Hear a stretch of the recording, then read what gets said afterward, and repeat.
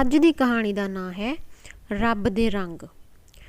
ਇੱਕ ਦਿਨ ਖਲੀਫਾ ਹਾਰੂਨ ਰਸ਼ੀਦ ਅਤੇ ਉਸ ਦਾ ਵੱਡਾ ਵਜ਼ੀਰ ਸੌਦਾਗਰਾਂ ਦੇ ਭੇਸ ਵਿੱਚ ਬਗਦਾਦ ਸ਼ਹਿਰ ਦੀਆਂ ਗਲੀਆਂ ਵਿੱਚੋਂ ਲੰਘ ਰਹੇ ਸਨ। ਅਚਾਨਕ ਉਹਨਾਂ ਨੇ ਇੱਕ ਬੜਾ ਆਲੀਸ਼ਾਨ ਮਕਾਨ ਵੇਖਿਆ ਜਿਹੜਾ ਨਵਾਂ ਹੀ ਬਣਿਆ ਲੱਗਦਾ ਸੀ।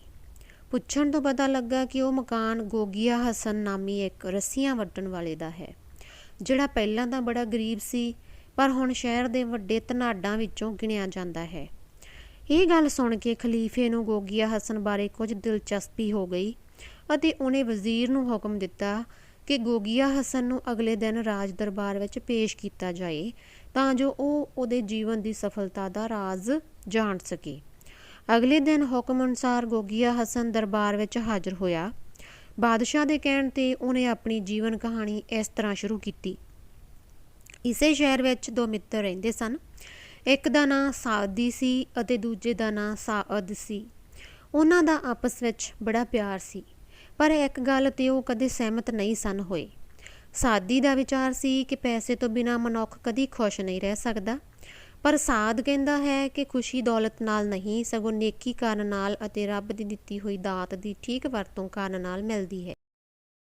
ਸੋ ਇੱਕ ਦਿਨ ਜਦ ਇਹ ਦੋਵੇਂ ਮਿੱਤਰ ਉਸ ਥਾਂ ਲਾਗਿਓਂ ਲੰਘ ਰਹੇ ਸਨ ਜਿੱਥੇ ਮੈਂ ਰੱਸੀਆਂ ਵੱਟਣ ਜਾਂਦਾ ਹੁੰਦਾ ਸਾਂ, ਤਾਂ ਮੈਨੂੰ ਦੇਖ ਕੇ ਉਹ ਅਚਾਨਕ ਰੁਕ ਗਏ। ਸਾਦ ਆਪਣੇ ਮਿੱਤਰ ਨੂੰ ਕਹਿਣ ਲੱਗਾ, ਦੇਖ ਵਿਚਾਰਾ ਰੱਸੀਆਂ ਵੱਟਣ ਵਾਲਾ ਕਿੰਨੀ ਮਿਹਨਤ ਕਰ ਰਿਹਾ ਏ, ਪਰ ਇਹਦੀ ਵਜ੍ਹਾ ਕਤਾ ਤੋਂ ਇਉਂ ਜਾਪਦਾ ਏ ਕਿ ਇਹ ਰੋਟੀਓਂ ਵੀ ਆਤਰ ਏ। ਇਹੋ ਜਿਹਾ ਮੌਕਾ ਫੇਰ ਕਿੱਥੇ ਹੱਥ ਲੱਗਣਾ ਏ? ਕੀ ਖਿਆਲ ਏ? ਇਸੇ ਤੋਂ ਨਾ ਪਰਤਾ ਕੇ ਵੇਖ ਲਈਏ ਕਿ ਸਿਰਫ ਪੈਸਾ ਹੀ ਮਨੁੱਖ ਨੂੰ ਖੁਸ਼ੀ ਦੇ ਸਕਦਾ ਏ ਕਿ ਨਹੀਂ। ਹਾਂ ਜ਼ਰੂਰ, ਸਾਦੀ ਨੇ ਕਿਹਾ। ਹੋਰ ਇਸ ਨਾਲੋਂ ਚੰਗਾ ਕਿਹੜਾ ਮੌਕਾ ਹੱਥ ਲੱਗਣਾ ਏ? ਇਸੇ ਕਰਕੇ ਤਾਂ ਮੈਂ ਕੁਝ ਪੈਸੇ ਸਦਾ ਨਾਲ ਲਈ ਫਿਰਦਾ ਹਾਂ, ਤਾਂ ਜੋ ਕਿਸੇ ਇਹੋ ਜਿਹੇ ਮਨੁੱਖ 'ਤੇ ਤਜਰਬਾ ਕਰਕੇ ਦੇਖ ਸਕੀਏ। ਇਹ ਵਿਚਾਰ ਕੇ ਸਾਦੀ ਨੇ ਮੇਰਾ ਨਾਂ ਪੁੱਛਿਆ। ਮੈਂ ਕਿਹਾ, ਜਨਾਬ ਮੇਰਾ ਨਾਂ ਹਸਨ ਏ ਅਤੇ ਮੈਂ ਰੱਸੀਆਂ ਬਣਾਉਣ ਦਾ ਕੰਮ ਕਰਦਾ ਹਾਂ, ਇਸੇ ਲਈ ਮੇਰੀ ਆਲੀ ਰੱਸੀਆਂ ਵਾਲਾ ਪਈ ਹੋਈ ਏ। ਸਾਦੀ ਨੇ ਪੁੱਛਿਆ, ਤੂੰ ਲੱਗਦਾ ਤਾਂ ਬੜਾ ਸਿਆਣਾ ਏ, ਪਰ ਕੀ ਤੈਨੂੰ ਕਦੀ ਖਿਆਲ ਨਹੀਂ ਆਇਆ ਕਿ ਪੈਸੇ ਬਚਾ ਕੇ ਬਹੁਤ ਸਾਰੀ ਸਾਣੀ ਖਰੀਦ ਲਵੇਂ ਅਤੇ ਆਪਣੇ ਵਪਾਰ ਨੂੰ ਵਧਾਉਣ ਦੀ ਕੋਸ਼ਿਸ਼ ਕਰੇ? ਮੈਂ ਉੱਤਰ ਦਿੱਤਾ, ਜਨਾਬ ਤੁਸੀਂ ਕਹਿੰਦੇ ਤਾਂ ਬਿਲਕੁਲ ਠੀਕ ਹੋ, ਪਰ ਤੁਹਾਨੂੰ ਪਤਾ ਨਹੀਂ ਮੇਰੇ ਘਰ ਪਲਣ ਵਾਲੇ 6 ਜੀ ਹੋਰ ਨੇ। ਸਾਰਾ ਦਿਨ ਕੰਮ ਕਰ ਕਰਕੇ ਮੇਰਾ ਲੱਕ ਟੁੱਟ ਜਾਂਦਾ ਏ, ਤਾਂ ਜਾ ਕੇ ਕਿਤੇ 2 ਡੰਗ ਰੋਟੀ ਨਸੀਬ ਹੁੰਦੀ ਏ। ਫਿਰ ਵੀ ਰੱਬ ਦਾ ਲੱਖ ਲੱਖ ਸ਼ੁਕਰ ਏ, ਕਿਸੇ ਅੱਗੇ ਹੱਥ ਤਾਂ ਨਹੀਂ ਅੱਡਣਾ ਪੈਂਦਾ।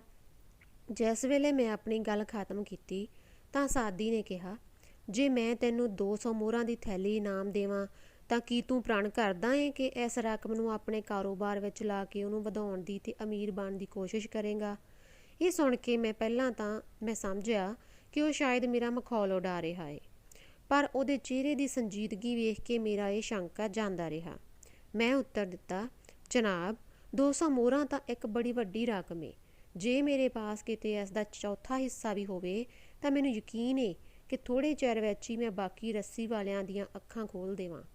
ਇਹ ਸੁਣ ਕੇ ਸਾਦੀ ਖੁਸ਼ ਹੋਇਆ ਅਤੇ ਉਹਨੇ ਆਪਣੇ ਚੋਗੇ ਵਿੱਚੋਂ ਇੱਕ ਥੈਲੀ ਕੱਢ ਕੇ ਮੇਰੇ ਹੱਥ ਫੜਾਈ ਅਤੇ ਕਿਹਾ, ਇਹ ਲੈ 200 ਮੋਹਰਾਂ, ਰੱਬ ਕਰੇ ਤੈਨੂੰ ਆਪਣੇ ਮੰਤਵ ਵਿੱਚ ਸਫਲਤਾ ਹੋਵੇ।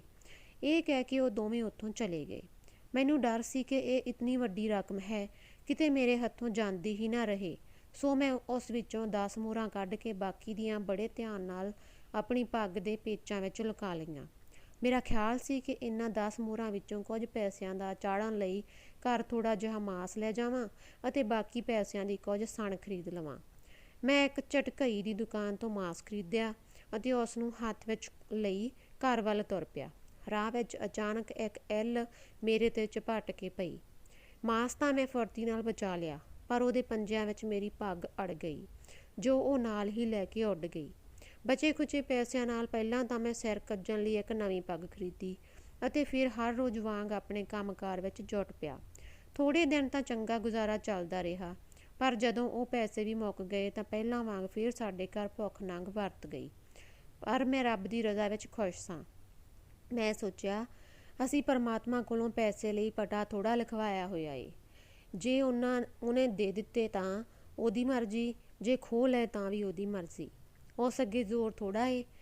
ਪਰ ਮੇਰੀ ਵਹੁਟੀ ਕਿਸੇ ਹੋਰ ਮਿੱਟੀ ਦੀ ਬਣੀ ਹੋਈ ਹੈ। ਉਹਨੇ ਇਸ ਨੁਕਸਾਨ 'ਤੇ ਬੜੀ ਤਰਥੱਲੀ ਮਚਾਈ। ਮੈਂ ਉਹਨੂੰ ਬਥੇਰਾ ਸਮਝਾਇਆ ਬੁਝਾਇਆ, ਪਰ ਉਹ ਕਿੱਥੋਂ ਟਲਣ ਵਾਲੀ ਸੀ। ਆਂਢ ਗੁਆਂਢ ਜਾ ਕੇ ਉਹ ਢੰਡੋਰਾ ਪਿੱਟਦੀ ਰਹੀ ਕਿ ਅਸੀਂ ਮਾਰੇ ਗਏ, ਲੁੱਟੇ ਗਏ। ਲੋਕਾਂ ਨੂੰ ਸਾਡੀ ਹਾਲਤ ਦਾ ਤਾਂ ਪਤਾ ਹੈ ਹੀ ਸੀ, ਸੋ ਇਸ ਤੋਂ ਸਿਵਾ ਕਿ ਉਹ ਸਾਡਾ ਠੱਠਾ ਮਖੌਲ ਉਡਾਉਂਦੇ ਹੋਰ ਕੀ ਬਣਨਾ ਸੀ। ਇਸੇ ਹਾਲਤ ਵਿੱਚ 6 ਮਹੀਨੇ ਲੰਘ ਗਏ।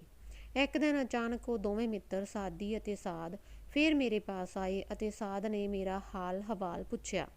ਮੈਂ ਕਿਹਾ, ਜਨਾਬ ਮੈਂ ਕੀ ਦੱਸਾਂ, ਤੁਸੀਂ ਤਾਂ ਮੇਰੇ ਤੇ ਬੜੀਆਂ ਆਸਾਂ ਲਾਈ ਬੈਠੇ ਸੋ, ਪਰ ਪਰਮਾਤਮਾ ਨੂੰ ਕੁਝ ਹੋਰ ਹੀ ਮਨਜ਼ੂਰ ਸੀ। ਜੇ ਉਹ ਚਾਹੇ ਤਾਂ ਲੱਖ ਦਾ ਕਰ ਦਿੰਦਾ ਏ। ਇਹ ਕਹਿ ਕੇ ਮੈਂ ਉਹਨਾਂ ਨੂੰ ਇੱਲ ਵਾਲੀ ਸਾਰੀ ਵਾਰਤਾ ਸੁਣਾਈ ਅਤੇ ਯਕੀਨ ਦਿਵਾਉਣ ਦੀ ਕੋਸ਼ਿਸ਼ ਕੀਤੀ ਕਿ ਇਹ ਗੱਲ 16 ਆਨੇ ਸੱਚ ਹੈ ਅਤੇ ਇਸ ਬਾਰੇ ਸ਼ਹਿਰ ਦਾ ਬੱਚਾ ਬੱਚਾ ਜਾਣਦਾ ਹੈ। ਸਾਧ ਨੇ ਵੀ ਮੇਰਾ ਪੱਖ ਲਿਆ ਤੇ ਬੜੀ ਹਮਦਰਦੀ ਜ਼ਾਹਿਰ ਕੀਤੀ। ਸੋਚ ਵਿਚਾਰ ਕੇ ਸਾਦੀ ਨੇ ਆਪਣੇ ਚੋਗੇ ਵਿੱਚੋਂ 200 ਮੋਹਰਾਂ ਦੀ ਇੱਕ ਹੋਰ ਥੈਲੀ ਕੱਢੀ ਅਤੇ ਮੇਰੇ ਹਵਾਲੇ ਕਰਦਿਆਂ ਕਹਿਣ ਲੱਗਾ, ਚਲੋ ਜੋ ਹੋਈ ਸੋ ਹੋਈ, ਲੈ ਇਹ 200 ਮੋਹਰਾਂ ਹੋਰ ਸੰਭਾਲ ਕੇ ਰੱਖੀ ਤੇ ਵੇਖੀ ਅੱਗੇ ਵਾਂਗ ਹੱਥੋਂ ਨਾ ਚਲੀਆਂ ਜਾਣ। ਰੱਬ ਕਰੇ ਤੇਰਾ ਕੁਝ ਬਣ ਸੌਰ ਜਾਏ।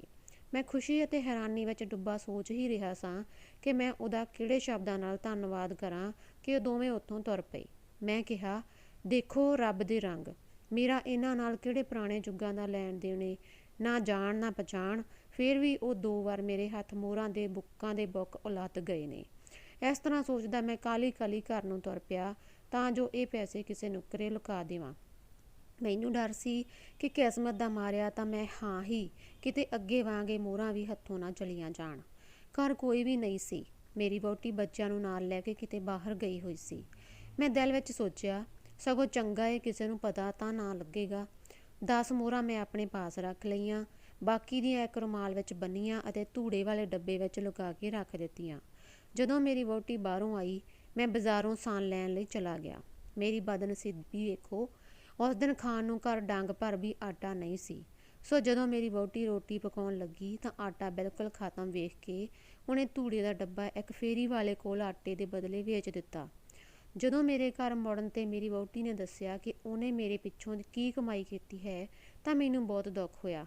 ਮੈਂ ਸਿਰ 'ਤੇ ਦੁਹੱਥੜ ਮਾਰ ਕੇ ਕਿਹਾ, ਕਮਬਖ਼ਤ ਔਰਤ, ਸਾਡੇ ਪਿਓ ਦੀ ਕਿਹੜੀ ਜਗੀਰ ਲੱਗੀ ਹੋਈ ਏ ਕਿ ਤੂੰ ਇੰਨੀ ਦੌਲਤ ਕੌਡੀਆਂ ਦੇ ਭਾਅ ਲੁਟਾ ਦਿੱਤੀ ਓ। ਤੈਨੂੰ ਪਤਾ ਨਹੀਂ ਕਿ ਉਸ ਵਿੱਚ 9 ਵੀਹਾਂ ਤੇ 10 ਮੋਹਰਾਂ ਪਈਆਂ ਹੋਈਆਂ ਸਨ, ਜਿਹੜੀਆਂ ਮੇਰੇ ਇੱਕ ਮਿੱਤਰ ਨੇ ਮੈਨੂੰ ਅੱਜ ਹੀ ਦਿੱਤੀਆਂ ਸਨ। ਇਹ ਗੱਲ ਸੁਣਦਿਆਂ ਹੀ ਉਹਦਾ ਰੰਗ ਫੱਕ ਹੋ ਗਿਆ ਅਤੇ ਪਾਗਲਾਂ ਵਾਂਗ ਪਿੱਟ ਪਿੱਟ ਕੇ ਨਿਢਾਲ ਹੋ ਗਈ। ਆਖਰ ਮੈਂ ਉਹਨੂੰ ਤਰਾਸ ਦਿੱਤਾ ਅਤੇ ਕਿਹਾ, ਇੰਨਾ ਰੌਲਾ ਨਾ ਪਾ। ਜੇ ਕਿਤੇ ਗਵਾਂਢੀਆਂ ਨੂੰ ਪਤਾ ਲੱਗ ਗਿਆ ਤਾਂ ਪਹਿਲਾਂ ਵਾਂਗ ਕਿਤੇ ਫਿਰ ਸਾਡਾ ਮੌਜੂ ਨਾ ਬਣਾਉਣ। ਚਲੋ ਜੋ ਹੋਇਆ ਸੋ ਹੋਇਆ। ਰੱਬ ਦਾ ਫਿਰ ਵੀ ਲੱਖ ਲੱਖ ਸ਼ੁਕਰ ਏ ਕਿ ਇਹਨਾਂ ਵਿੱਚੋਂ ਕਮ ਅਜ਼ ਕਮ 10 ਮੋਹਰਾਂ ਤਾਂ ਬਚ ਗਈਆਂ ਨੇ। ਇਹਨਾਂ ਨਾਲ ਹੀ ਕੁਝ ਦਿਨ ਲੰਘਾਉਣ ਦਾ ਯਤਨ ਕਰੀਏ, ਅੱਗੇ ਜੋ ਰੱਬ ਨੂੰ ਭਾਵੇ। ਮੇਰਾ ਹੌਸਲਾ ਦੇਣ 'ਤੇ ਉਹ ਸੰਭਲ ਗਈ ਅਤੇ ਕੁਝ ਸਮਾਂ ਪਾ ਕੇ ਸਾਨੂੰ ਇਸ ਗੱਲ ਦਾ ਚਿੱਤ ਚੇਤਾ ਵੀ ਭੁੱਲ ਗਿਆ। ਪਰ ਇੱਕ ਦਿਨ ਜਦ ਮੈਂ ਆਪਣੇ ਕੰਮ ਵਿੱਚ ਮਸਤ ਸਾਂ ਤਾਂ ਅਚਾਨਕ ਸਾਦੀ ਅਤੇ ਸਾਧ ਨੂੰ ਫਿਰ ਮੈਂ ਆਪਣੇ ਵੱਲ ਆਉਂਦਿਆਂ ਦੇਖਿਆ। ਮੈਨੂੰ ਵਿੱਚੋਂ ਵਿੱਚ ਬੜੀ ਸ਼ਰਮ ਸੀ ਕਿ ਮੈਂ ਕਿਸ ਮੂੰਹ ਨਾਲ ਇਹਨਾਂ ਸਾਹਮਣੇ ਆਪਣੇ ਰੋਣੇ ਰੋਵਾਂਗਾ। ਇਸ ਲਈ ਮੈਂ ਮੂੰਹ ਥੱਲੇ ਸੁੱਟ ਕੇ ਆਪਣਾ ਕੰਮ ਕਰਦਾ ਰਿਹਾ, ਜਿਵੇਂ ਕਿ ਮੈਂ ਉਹਨਾਂ ਨੂੰ ਵੇਖਿਆ ਹੀ ਨਹੀਂ। ਪਰ ਬਜਾਏ ਮੇਰੇ ਕੋਲੋਂ ਦੀ ਲੰਘ ਜਾਣ ਦੇ ਉਹ ਸਿੱਧੇ ਮੇਰੇ ਕੋਲ ਆ ਖੜੋਤੇ। ਮੈਂ ਵੀ ਗੱਲ ਪਈ ਬਲਾ ਨੂੰ ਗਲੋਂ ਲਾਉਣ ਲਈ ਕਾਹਲੀ ਕਾਹਲੀ ਜੋ ਮੇਰੇ ਨਾਲ ਗੁਜ਼ਰੀ ਸੀ ਕਹਿ ਸੁਣਾਈ ਅਤੇ ਕਿਹਾ, ਭਾਵੇਂ ਪਰਮਾਤਮਾ ਨੂੰ ਮਨਜ਼ੂਰ ਨਹੀਂ ਕਿ ਮੈਂ ਤੁਹਾਡੇ ਵਰਗੇ ਮਿੱਤਰਾਂ ਦੀ ਸਹਾਇਤਾ ਨਾਲ ਖਾਣ ਪੀਣ ਜੋਗਾ ਹੋ ਜਾਵਾਂ, ਫਿਰ ਵੀ ਮੈਂ ਤੁਹਾਡੀ ਸਹਾਇਤਾ ਦਾ ਦਿਲੋਂ ਧੰਨਵਾਦੀ ਹਾਂ। ਸਾਦੀ ਨੇ ਉੱਤਰ ਦਿੱਤਾ, ਮੈਂ ਮੰਨਦਾ ਹਾਂ ਕਿ ਤੂੰ ਮੇਰੀ ਦਿੱਤੀ ਹੋਈ ਰਕਮ ਖਾ ਪੀ ਕੇ ਨਹੀਂ ਉਡਾ ਲਈ। ਇਸ ਗੱਲ ਦਾ ਮੈਨੂੰ ਕੋਈ ਰੰਜ ਨਹੀਂ ਕਿ ਮੈਂ ਤੈਨੂੰ 400 ਮੋਹਰਾਂ ਦੇ ਕੇ ਗਵਾਈਆਂ ਹੀ ਨੇ, ਪਰ ਮੈਂ ਤੇਰੀ ਹੋਰ ਸਹਾਇਤਾ ਕਰਨ ਨੂੰ ਤਿਆਰ ਨਹੀਂ। ਫਿਰ ਉਹ ਆਪਣੇ ਮਿੱਤਰ ਵੱਲ ਮੂੰਹ ਕਰਕੇ ਕਹਿਣ ਲੱਗਾ, ਮੇਰਾ ਤਜਰਬਾ ਤਾਂ ਗਲਤ ਨਿਕਲਿਆ ਏ, ਹੁਣ ਤੇਰੀ ਵਾਰੀ ਏ, ਤੂੰ ਤਜਰਬਾ ਕਰ ਵੇਖ, ਸ਼ਾਇਦ ਤੂੰ ਹੀ ਠੀਕ ਨਿਕਲੇ। ਸਾਧ ਪਾਸ ਇੱਕ ਥੈਲਾ ਸੀ ਜਿਸ ਵਿੱਚ ਇੱਕ ਸਿੱਕੇ ਦਾ ਵੱਡਾ ਸਾਰਾ ਟੁਕੜਾ ਸੀ। ਉਹ ਸਾਧ ਨੇ ਕੱਢ ਕੇ ਮੇਰੇ ਹਵਾਲੇ ਕੀਤਾ ਅਤੇ ਕਿਹਾ, ਮੇਰੇ ਪਾਸ ਤਾਂ ਇਹੀ ਕੁਝ ਏ, ਜੇ ਰੱਬ ਨੇ ਚਾਹਿਆ ਤਾਂ ਇਸੇ ਨਾਲ ਹੀ ਤੇਰੇ ਘਰ ਲਹਿਰ ਬਹਿਰ ਹੋ ਜਾਏਗੀ। ਇਹ ਵੇਖ ਕੇ ਸਾਦੀ ਹੱਸ ਪਿਆ, ਮਿੱਤਰਾ ਤੂੰ ਵੀ ਕਿਸੇ ਵੇਲੇ ਪੁੱਠੀਆਂ ਸਿੱਧੀਆਂ ਮਾਰਨ ਲੱਗ ਪੈਂਦਾ ਏ। ਇਸ ਦਾ ਤਾਂ ਕੌਡੀ ਮੁੱਲ ਵੀ ਨਹੀਂ, ਇਹ ਇਸ ਨੇ ਸਿਰ ਮਾਰਨਾ ਏ। ਸਾਧ ਨੇ ਕੋਈ ਉੱਤਰ ਨਾ ਦਿੱਤਾ ਅਤੇ ਦੋਵੇਂ ਮਿੱਤਰ ਉੱਥੋਂ ਚਲੇ ਗਏ।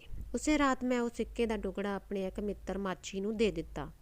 ਉਹਦੇ ਜਾਲ ਵਿਚਲਾ ਸਿੱਕਾ ਗਵਾਚ ਗਿਆ ਸੀ ਅਤੇ ਇਸ ਤੋਂ ਬਿਨਾਂ ਉਹਦਾ ਜਾਲ ਨਿਕੰਮਾ ਪਿਆ ਹੋਇਆ ਸੀ। ਇਸੇ ਦੁੱਖੋਂ ਕਈ ਦਿਨ ਉਹ ਮੱਛੀਆਂ ਨਹੀਂ ਸੀ ਫੜਨ ਗਿਆ। ਸਿੱਕੇ ਦਾ ਟੁਕੜਾ ਲੈ ਕੇ ਉਹ ਬਹੁਤ ਖੁਸ਼ ਹੋਇਆ। ਅਗਲੇ ਦਿਨ ਉਹਨੇ ਬੜੀਆਂ ਮੱਛੀਆਂ ਫੜੀਆਂ ਅਤੇ ਸਿੱਕੇ ਦੇ ਬਦਲੇ ਉਹਨੇ ਇੱਕ ਵੱਡੀ ਸਾਰੀ ਮੱਛੀ ਮੈਨੂੰ ਵੀ ਲਿਆ ਦਿੱਤੀ। ਮੇਰੀ ਵਹੁਟੀ ਮੱਛੀ ਸਾਫ਼ ਕਰਨ ਲੱਗ ਪਈ। ਉਸ ਵਿੱਚੋਂ ਬਲੌਰ ਵਰਗੀ ਇੱਕ ਚਮਕਦਾਰ ਚੀਜ਼ ਨਿਕਲੀ। ਮਾਮੂਲੀ ਜਿਹੀ ਚੀਜ਼ ਸਮਝ ਕੇ ਮੇਰੀ ਵਹੁਟੀ ਨੇ ਉਹ ਖੇਡਣ ਲਈ ਬੱਚਿਆਂ ਨੂੰ ਦੇ ਦਿੱਤੀ। ਉਹਨੂੰ ਵੇਖ ਕੇ ਬੱਚੇ ਆਪਸ ਵਿੱਚ ਝਗੜਨ ਲੱਗ ਪਏ ਅਤੇ ਇਤਨਾ ਚੀਕ ਚਿਹਾੜਾ ਪਾਇਆ ਕਿ ਤੰਗ ਆ ਕੇ ਮੈਂ ਉਹਨਾਂ ਦੇ ਹੱਥੋਂ ਉਹ ਚੀਜ਼ ਖੋਹ ਲਈ। ਜਦ ਮੈਂ ਸੌਣ ਲੱਗਿਆ ਬੱਤੀ ਬੁਝਾਈ ਤਾਂ ਉਹਦੇ ਚਾਨਣ ਨਾਲ ਹੀ ਕਮਰਾ ਜਗਮਗਾ ਉੱਠਿਆ। ਇਹ ਵੇਖ ਕੇ ਮੈਂ ਬੜਾ ਹੈਰਾਨ ਹੋਇਆ ਅਤੇ ਆਪਣੀ ਵਹੁਟੀ ਨੂੰ ਕਿਹਾ, ਸੋਨੇ ਦੀਆਂ ਮੋਹਰਾਂ ਨਾਲੋਂ ਤਾਂ ਇਹ ਸਿੱਕੇ ਦਾ ਟੁਕੜਾ ਹੀ ਚੰਗਾ ਨਿਕਲਿਆ ਏ। ਹੋਰ ਕੁਝ ਨਹੀਂ ਤਾਂ ਤੇਲ ਦੇ ਪੈਸੇ ਹੀ ਬਚ ਜਾਇਆ ਕਰਨਗੇ। ਸਾਡੇ ਗਵਾਂਢ ਵਿੱਚ ਹੀ ਇੱਕ ਜੌਹਰੀ ਰਹਿੰਦਾ ਸੀ। ਅਗਲੇ ਪਲਕ ਜੌਹਰਣ ਨੇ ਪੁੱਛਿਆ, ਕੀ ਗੱਲ ਸੀ? ਰਾਤ ਨੂੰ ਤਾਂ ਬੱਚਿਆਂ ਨੇ ਇੰਨਾ ਤੂਫਾਨ ਚੁੱਕਿਆ ਹੋਇਆ ਸੀ ਕਿ ਸਾਰੀ ਰਾਤ ਭਰ ਮੇਰੀ ਅੱਖ ਹੀ ਨਹੀਂ ਲੱਗੀ। ਮੇਰੀ ਵਹੁਟੀ ਨੇ ਕਿਹਾ, ਕੀ ਦੱਸਾਂ ਭੈਣ, ਸ਼ੀਸ਼ੇ ਦਾ ਇੱਕ ਟੁਕੜਾ ਜਿਹਾ ਸੀ। ਮੈਂ ਕਿਤੇ ਭੁੱਲ ਕੇ ਉਹਨਾਂ ਦੇ ਹੱਥ ਦੇ ਤਾਂ ਬੈਠੀ, ਬਸ ਉਹਨਾਂ ਝਗੜ ਕੇ ਸਾਡਾ ਨੱਕ ਵਿੱਚ ਦਮ ਕਰ ਦਿੱਤਾ ਏ। ਜੌਹਰਣ ਨੇ ਮੇਰੀ ਵਹੁਟੀ ਨੂੰ ਉਹ ਬਲੌਰ ਦਾ ਟੁਕੜਾ ਵਿਖਾਉਣ ਲਈ ਕਿਹਾ। ਜਦੋਂ ਮੇਰੀ ਵਹੁਟੀ ਨੇ ਜੌਹਰਣ ਨੂੰ ਕੱਢ ਕੇ ਵਿਖਾਇਆ ਤਾਂ ਉਹ ਉਸੇ ਵੇਲੇ ਉਹਨੂੰ ਮੁੱਲ ਖਰੀਦਣ ਲਈ ਤਿਆਰ ਹੋ ਗਈ। ਪਰ ਬੱਚੇ ਉਸ ਨਾਲ ਲਸੂੜੇ ਵਾਂਗ ਚੰਬੜੇ ਹੋਏ ਸਨ ਅਤੇ ਛੱਡਣ ਦਾ ਨਾਂ ਤੱਕ ਨਹੀਂ ਸਨ ਲੈਂਦੇ। ਸੋ ਜੌਹਰਣ ਕਹਿਣ ਲੱਗੀ, ਚੰਗਾ, ਇਹਨਾਂ ਨੂੰ ਇਸ ਵੇਲੇ ਖੇਡ ਲੈਣ ਦੇ, ਫੇਰ ਗੱਲ ਕਰ ਲਵਾਂਗੇ। ਜਦੋਂ ਮੈਂ ਘਰ ਮੁੜਿਆ ਤਾਂ ਮੇਰੀ ਵਹੁਟੀ ਨੇ ਮੈਨੂੰ ਸਾਰੀ ਗੱਲ ਕਹਿ ਸੁਣਾਈ। ਮੈਨੂੰ ਖੁੜਕ ਗਈ ਕਿ ਇਹ ਆਮ ਸ਼ੀਸ਼ਾ ਨਹੀਂ, ਬਲਕਿ ਜ਼ਰੂਰ ਕੋਈ ਬਹੁਤ ਕੀਮਤੀ ਹੀਰਾ ਹੋਣਾ ਏ। ਮੈਂ ਜੌਹਰੀ ਨਾਲ ਗੱਲ ਕੀਤੀ। ਉਹ ਉਸ ਹੀਰੇ ਨੂੰ ਉਸੇ ਵੇਲੇ 1 ਲੱਖ ਮੋਹਰਾਂ 'ਤੇ ਖਰੀਦਣ ਲਈ ਰਾਜ਼ੀ ਹੋ ਗਿਆ। ਜੌਹਰੀ ਨੇ ਝਟਪਟ ਇਹ ਰਕਮ ਮੇਰੇ ਹੱਥ ਫੜਾਈ ਅਤੇ ਉਹ ਕੀਮਤੀ ਹੀਰਾ, ਜਿਸ ਨੂੰ ਅਸੀਂ ਮਾਮੂਲੀ ਜਿਹਾ ਪੱਥਰ ਸਮਝਦੇ ਸਾਂ, ਖੁਸ਼ੀ ਆਪਣੇ ਘਰ ਲੈ ਗਿਆ। ਮੈਂ ਪਰਮਾਤਮਾ ਦਾ ਲੱਖ ਸ਼ੁਕਰ ਕੀਤਾ ਕਿ ਉਹਨੇ ਮੇਰੇ ਦਿਨ ਫੇਰ ਦਿੱਤੇ ਹਨ। ਫਿਰ ਅਗਲੇ ਦਿਨ ਮੈਂ ਸ਼ਹਿਰ ਦੇ ਸਾਰੇ ਰੱਸੀਆਂ ਵੱਟਣ ਵਾਲਿਆਂ ਦੇ ਘਰ ਗਿਆ ਅਤੇ ਉਹਨਾਂ ਨੂੰ ਕਿਹਾ, ਤੁਸੀਂ ਆਪਣਾ ਸਾਰਾ ਟੈਲ ਲਾ ਕੇ ਕੰਮ ਕੱਢੋ, ਮੈਂ ਸਾਰਾ ਮਾਲ ਖਰੀਦਣ ਲਈ ਤਿਆਰ ਹਾਂ। ਫਿਰ ਮੈਂ ਮਾਲ ਪਾਉਣ ਲਈ ਕਈ ਦੁਕਾਨਾਂ ਖਰੀਦ ਲਈਆਂ। ਜਲਦੀ ਹੀ ਮੇਰਾ ਕਾਰੋਬਾਰ ਇਤਨਾ ਵੱਧ ਗਿਆ ਕਿ ਮੈਂ ਕਈ ਵੱਡੇ ਕਾਰਖਾਨੇ ਬਣਵਾ ਲਏ ਅਤੇ ਰਹਿਣ ਲਈ ਇੱਕ ਆਲੀਸ਼ਾਨ ਮਹੱਲ ਤਿਆਰ ਕਰਵਾ ਲਿਆ। ਕੁਝ ਸਮਾਂ ਪਾ ਕੇ ਮੇਰੇ ਦੋਵੇਂ ਮਿੱਤਰ ਸਾਦੀ ਅਤੇ ਸਾਧ ਪਹਿਲਾਂ ਵਾਂਗ ਮੈਨੂੰ ਮਿਲਣ ਲਈ ਫੇਰ ਆਏ। ਉਹਨਾਂ ਦਾ ਖਿਆਲ ਸੀ ਕਿ ਮੈਂ ਆਪਣੇ ਪੁਰਾਣੇ ਘਰ ਵਿੱਚ ਹੀ ਮੁਸੀਬਤਾਂ ਦੇ ਦਿਨ ਕੱਟ ਰਿਹਾ ਹੋਵਾਂਗਾ। ਪਰ ਮੈਨੂੰ ਉੱਥੇ ਨਾ ਵੇਖ ਕੇ ਉਹ ਪੁੱਛਦੇ ਪਛਾਣਦੇ ਮੇਰੇ ਨਵੇਂ ਮਹੱਲ ਵੱਲ ਆਏ। ਉਹਦੀ ਸੁੰਦਰਤਾ ਅਤੇ ਅਨੋਖੀ ਛੱਬ ਵੇਖ ਕੇ ਉਹਨਾਂ ਸਮਝਿਆ ਕਿ ਦੱਸਣ ਵਾਲਿਆਂ ਨੂੰ ਸ਼ਾਇਦ ਟਪਲਾ ਲੱਗਾ ਹੈ। ਮੇਰੇ ਦਰਬਾਨ ਦੇ ਤਸੱਲੀ ਦਿਵਾਉਣ 'ਤੇ ਵੀ ਕਿ ਇਹ ਮਹੱਲ ਮੇਰਾ ਹੀ ਹੈ, ਉਹ ਝਜਕਦੇ ਅੰਦਰ ਆਏ। ਮੈਨੂੰ ਨਵੇਂ ਰੰਗ ਵਿੱਚ ਵੇਖ ਕੇ ਉਹ ਬਹੁਤ ਹੈਰਾਨ ਵੀ ਹੋਏ ਅਤੇ ਪ੍ਰਸੰਨ ਵੀ।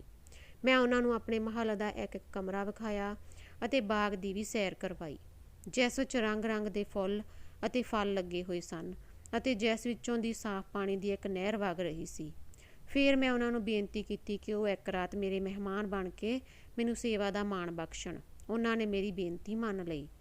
ਅਗਲੇ ਪਲਕ ਜਦੋਂ ਅਸੀਂ ਬਾਗ ਵਿੱਚ ਬੈਠੇ ਗੱਪਾਂ ਮਾਰ ਰਹੇ ਸਾਂ ਤਾਂ ਮੇਰੇ ਦੋਵੇਂ ਲੜਕੇ ਮੈਨੂੰ ਇੱਕ ਪੱਗ ਵਿੱਚ ਪੰਛੀਆਂ ਦਾ ਬਣਿਆ ਹੋਇਆ ਆਲਣਾ ਵਿਖਾਉਣ ਲਈ ਲਿਆਏ। ਅਸੀਂ ਸਾਰਿਆਂ ਨੇ ਉਸ ਵੱਲ ਬੜੇ ਗੌਰ ਨਾਲ ਵੇਖਿਆ। ਮੈਨੂੰ ਝੱਟ ਯਾਦ ਆ ਗਿਆ ਕਿ ਇਹ ਤਾਂ ਉਹੀ ਪੱਗ ਹੈ ਜਿਸ ਦੀ ਐਲ ਮੇਰੇ ਸਿਰੋਂ ਝਪੱਟਾ ਮਾਰ ਕੇ ਲੈ ਗਈ ਸੀ। ਉਸ ਵਿੱਚੋਂ ਆਲਣਾ ਇੱਕ ਪਾਸੇ ਕੱਢ ਕੇ ਅਤੇ ਉਸ ਦੇ ਪੇਚ ਖੋਲ੍ਹ ਕੇ ਜਦ ਮੈਂ ਵੇਖਿਆ ਤਾਂ ਵਿੱਚ ਉਹ ਹੀ ਮੋਹਰਾਂ ਵਾਲੀ ਥੈਲੀ ਉਸੇ ਤਰ੍ਹਾਂ ਅਟੰਕ ਪਈ ਹੋਈ ਨਿਕਲੀ ਜਿਵੇਂ ਮੈਂ ਰੱਖੀ ਸੀ। ਜਦੋਂ ਸਾਦੀ ਨੇ ਇਹ ਥੈਲੀ ਵੇਖੀ ਤਾਂ ਉਹ ਹੈਰਾਨ ਰਹਿ ਗਿਆ।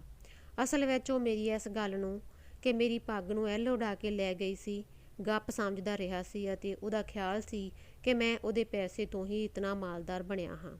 ਉਹ ਕਹਿਣ ਲੱਗਾ, ਭਾਵੇਂ ਜਿੰਨਾ ਮਰਜ਼ੀ ਤੂੰ ਕਹੋ, ਮੈਂ ਇਹ ਤਾਂ ਕਦੀ ਮੰਨਣ ਨੂੰ ਤਿਆਰ ਨਹੀਂ ਸੀ ਕਿ ਸਾਧ ਦੇ ਦਿੱਤੇ ਹੋਏ ਸਿੱਕੇ ਦੇ ਟੁਕੜੇ ਨੇ ਤੇਰੇ ਦਿਨ ਮੋੜੇ ਨੇ। ਮੇਰਾ ਤਾਂ ਇਹ ਪੱਕਾ ਯਕੀਨ ਏ ਕਿ ਪੈਸੇ ਤੋਂ ਹੀ ਪੈਸਾ ਬਣਦਾ ਏ। ਉਸੇ ਸ਼ਾਮ ਕੁਦਰਤ ਨੇ ਐਸੀ ਖੇਡ ਰਚੀ ਕਿ ਆਪਣੇ ਘੋੜੇ ਲਈ ਸਾਨੂੰ ਕੁਝ ਜੌਆਂ ਦੀ ਲੋੜ ਪੈ ਗਈ। ਸਾਰਾ ਬਾਜ਼ਾਰ ਛਾਣ ਮਾਰਿਆ ਪਰ ਜੌਂ ਕਿਤੋਂ ਵੀ ਹੱਥ ਨਾ ਲੱਗੇ। ਸਿਰਫ ਇੱਕ ਛੋਟੀ ਜਿਹੀ ਦੁਕਾਨ 'ਤੇ ਥੋੜ੍ਹਾ ਜਿਹਾ ਜੌਆਂ ਦਾ ਧੂੜਾ ਸੀ। ਜਦੋਂ ਮੇਰੇ ਨੌਕਰ ਨੇ ਘੋੜੇ ਲਈ ਖੁਰਲੀ ਵਿੱਚ ਉਹ ਲੱਦਿਆ ਤਾਂ ਵਿੱਚੋਂ ਇੱਕ ਛੋਟੀ ਜਿਹੀ ਗੰਢ ਨਿਕਲੀ ਜਿਸ ਵਿੱਚ ਕੋਈ ਭਾਰੀ ਜਿਹੀ ਚੀਜ਼ ਬੱਝੀ ਪਈ ਸੀ। ਉਹ ਗੰਢ ਨੂੰ ਬਿਨਾਂ ਖੋਲ੍ਹੇ ਹੀ ਮੇਰੇ ਕੋਲ ਲੈ ਆਇਆ, ਕਿਉਂਕਿ ਉਹਨੇ ਕਈ ਵਾਰ ਪਹਿਲਾਂ ਮੈਥੋਂ ਮੇਰੀ ਗਵਾਚੀ ਹੋਈ ਗੰਢ ਬਾਰੇ ਸੁਣਿਆ ਹੋਇਆ ਸੀ। ਉਹਦਾ ਖਿਆਲ ਸੀ ਕਿ ਉਹ ਗੰਢ ਸ਼ਾਇਦ ਇਹ ਹੀ ਹੋਵੇ। ਜਦੋਂ ਮੈਂ ਉਹ ਗੰਢ ਵੇਖੀ ਤਾਂ ਮੇਰੀ ਹੈਰਾਨੀ ਅਤੇ ਖੁਸ਼ੀ ਦੀ ਕੋਈ ਹੱਦ ਨਾ ਰਹੀ। ਮੈਂ ਸੋਚਿਆ ਕਿ ਜਦੋਂ ਕਿਸੇ ਦੇ ਚੰਗੇ ਦਿਨ ਆਉਂਦੇ ਹਨ ਤਾਂ ਪੁੱਠੀਆਂ ਵੀ ਸਿੱਧੀਆਂ ਹੋ ਜਾਂਦੀਆਂ ਹਨ। ਉਹ ਗੰਢ ਲੈ ਕੇ ਮੈਂ ਆਪਣੇ ਦੋਹਾਂ ਮਿੱਤਰਾਂ ਨੂੰ ਵਿਖਾਈ ਅਤੇ ਕਿਹਾ, ਜਨਾਬ, ਮੇਰੀਆਂ ਗੱਲਾਂ 'ਤੇ ਸ਼ਾਇਦ ਤੁਸੀਂ ਸ਼ੱਕ ਹੀ ਕਰਦੇ ਰਹੇ ਹੋ, ਪਰ ਪਰਮਾਤਮਾ ਬੜਾ ਬਿਆਨਤੀ। ਉਹਨੇ ਤੁਹਾਨੂੰ ਮੇਰੀ ਗੱਲ 'ਤੇ ਯਕੀਨ ਦਿਵਾਉਣ ਲਈ ਇਹ ਵੇਖੋ ਇੱਕ ਹੋਰ ਸਬੂਤ ਭੇਜਿਆ ਏ। ਇਹ ਗੰਢ ਉਹੀ ਏ ਜਿਹੜੀ ਮੈਂ ਧੂੜੇ ਦੇ ਆਟੇ ਵਿੱਚ ਲੁਕਾ ਕੇ ਰੱਖੀ ਸੀ।